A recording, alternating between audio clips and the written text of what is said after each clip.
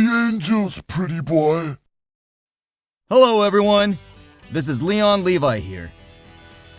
Guys, I've spent way too many hours digging through old games, and I keep hitting this insane goldmine of titles from the 1990s that honestly look like they should belong in 2025, not 1995. There were games back then that pushed limits nobody even thought were possible yet. Near photoreal visuals, crazy animation, and environments that feel alive. In this video, I'm counting down 10 shockingly ultra-realistic 1990s games you probably didn't even know existed. And trust me, you are going to like some of these when you see how ahead of their time they really were.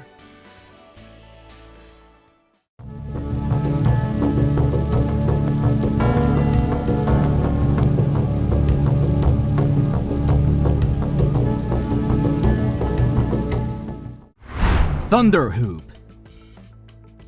The moment I saw Thunder Hoop running on an actual arcade cabinet, I genuinely thought, no way this is from 1992.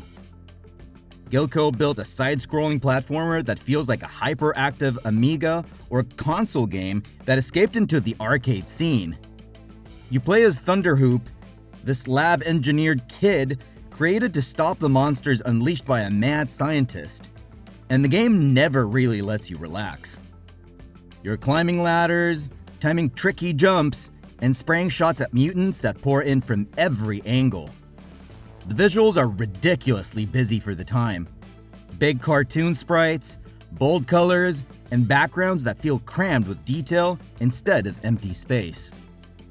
What I love is how responsive it all feels. Inputs are sharp, enemies die with satisfying impact, and levels keep throwing new hazards at you. Retro fans who enjoy slightly janky but insanely ambitious arcade stuff will eat this up. It absolutely nails that too wild for this year energy.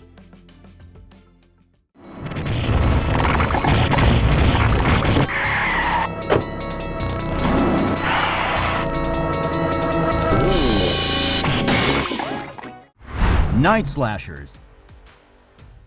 Sometimes I just want to beat 'em up that goes completely overboard.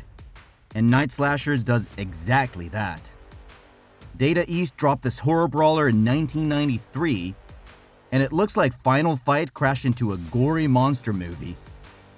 You choose one of 3 heroes and start cleaning up streets full of zombies, werewolves, and Frankenstein-style abominations, smashing them into puddles of gore and bones. The gameplay is familiar.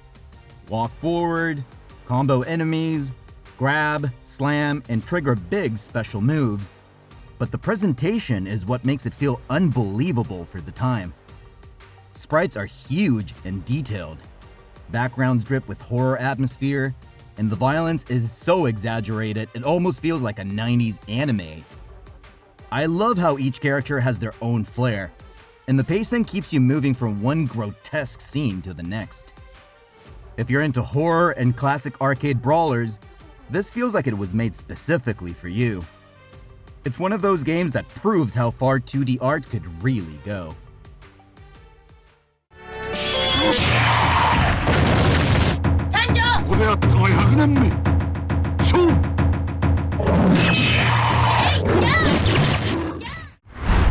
Oni, the Ninja Master, Metamoqester. When I think about mid-90s arcade spectacle, Oni the Ninja Master instantly pops into my head.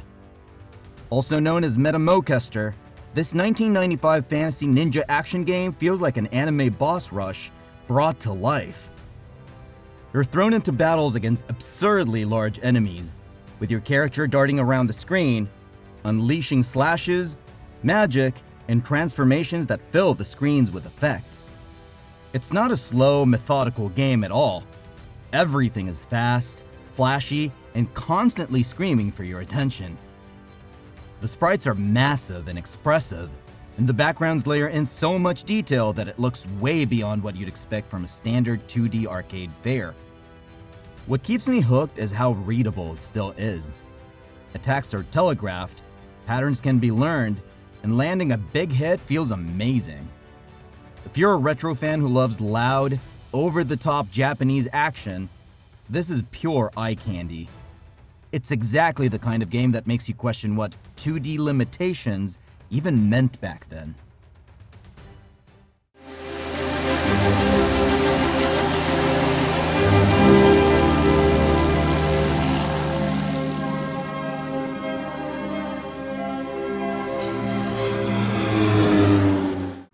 Bermuda Syndrome. Bermuda Syndrome hits me like a weird mix of fantasy art book and brutal trial and error platformer in the best way possible. You're this pilot who crashes into a strange world, and suddenly, you're walking through these insanely detailed jungle and temple scenes that look almost like painted illustrations, not typical 1995 PC backgrounds. The gameplay is pure cinematic platformer. Tight, picky jumps, context-sensitive actions, environmental puzzles, and a slow, methodical pace where every mistake is a big deal. Your character's animations have this grounded, realistic weight to them, which makes even simple actions, climbing, aiming, pulling a lever, feel dramatic. I love how lonely and dangerous the world feels. You're constantly on edge, figuring things out with almost no hand-holding. If you grew up loving Another World or Flashback and want something that cranks the visuals and atmosphere even higher, Bermuda Syndrome is that deep cut you need to try. It absolutely gives this "no way this ran mid-90s hardware" kind of vibe.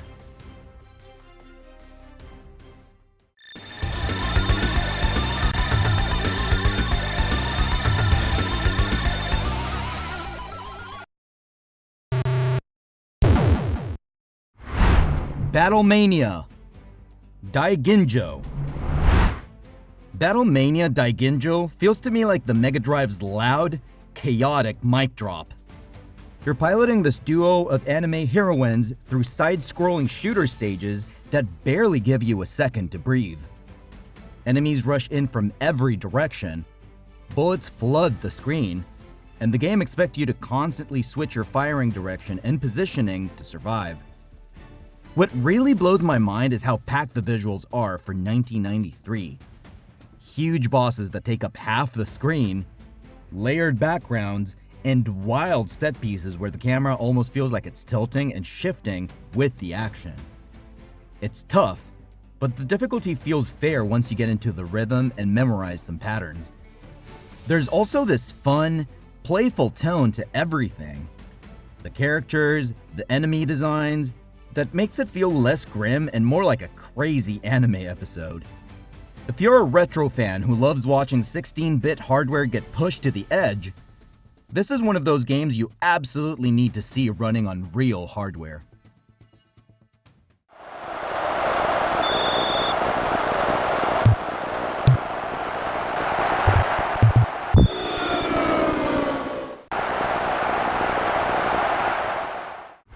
FIFA International Soccer.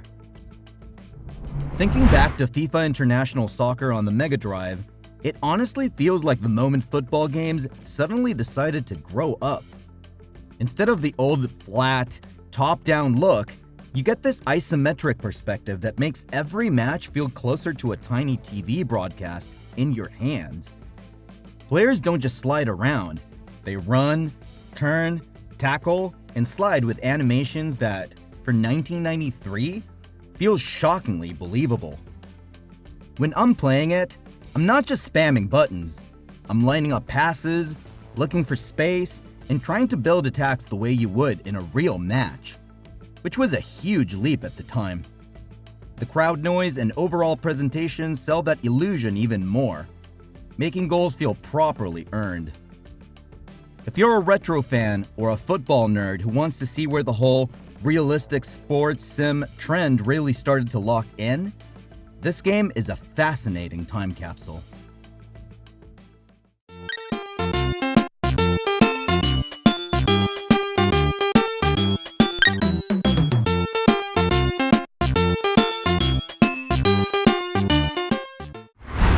Go Ackman 3. What always cracks me with Go-Go Ackman 3 is how something this goofy can look this polished. You play as Ackman, a tiny demon kid from Akira Toriyama's manga, and the whole game feels like you've stepped into a sharp, late-era SNES anime cartridge. Stages are full of bright colors, expressive enemies, and smooth animations. Whether you're slashing with your sword, firing guns, or dashing through enemies to scoop up their souls. The controls feel tight and responsive, so running, jumping, and attacking have that really satisfying snap retro fans crave. Even the boss fights have a fun, cinematic flair, with patterns that are challenging, but readable.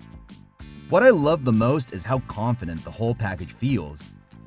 Like Banpresto knew exactly how far they could push the SNES by 1995, and just went for it. If you're into character-driven platformers with strong personality and late-gen visual polish, this one deserves way more attention than it gets.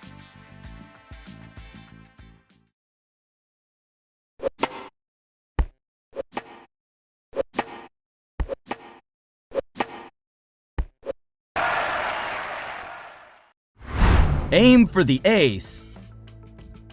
Aim for the ace feels like someone asked, what if a tennis game actually carried the emotion of a sports anime? And then just made it a reality on the SNES. Based on the classic manga, it doesn't treat matches as faceless tournaments. It wraps them in character portraits, reactions, and little story beats that give each game some emotional weight. When I'm on the court, I'm timing serves, aiming shots into corners, and rushing the net. But I'm also thinking about the rivalry vibe the game is trying to build.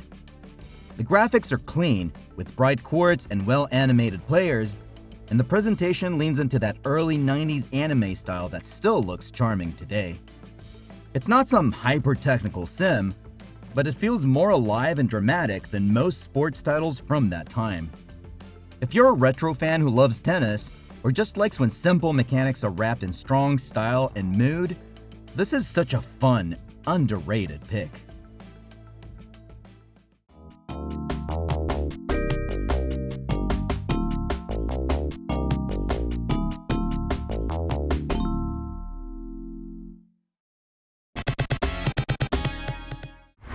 Rolling Thunder 2.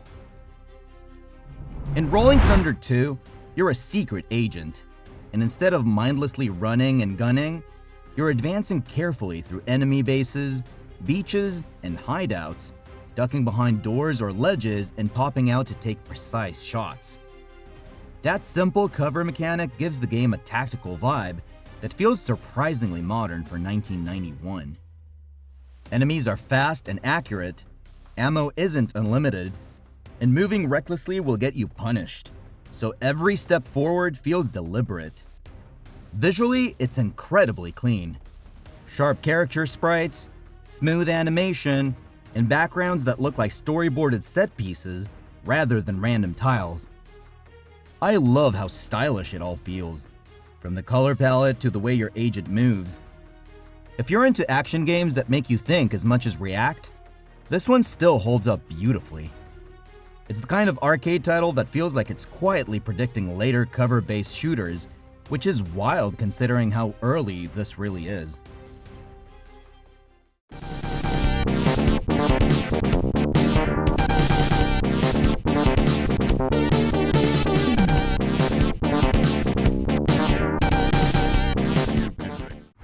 Dead Connection.